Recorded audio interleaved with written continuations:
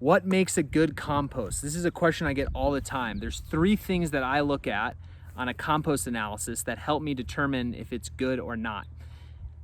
This is in the context of applying compost for long-term, slow-release biological nutrition. So if you're looking at compost as an inoculant or for a tea or an extract, you may want to analyze and look at something completely different. However, if you're looking at it to supply nutrients to your plants, the first thing I look at is the carbon to nitrogen ratio.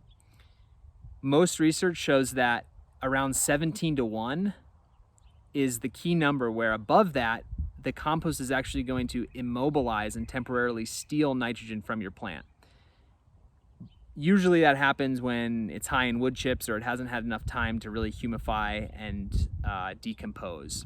So above 17:1, I would not plan on that compost providing any nitrogen this year. The second thing I look at is the ammonium to nitrate ratio. That is an indicator of the maturity of the compost. So if it hasn't been composting long enough, the ammonium is going to be very high. Third thing I look at is soluble salts.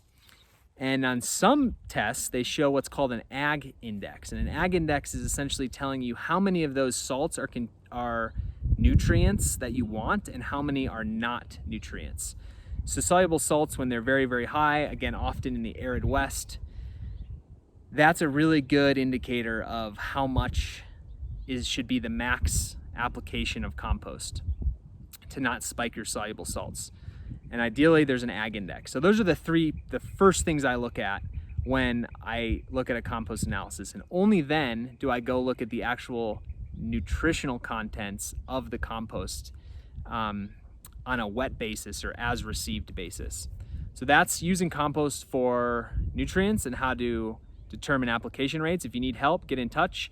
If you're using compost for biological purposes, then you're going to want to analyze something wildly different using microscopy or other techniques.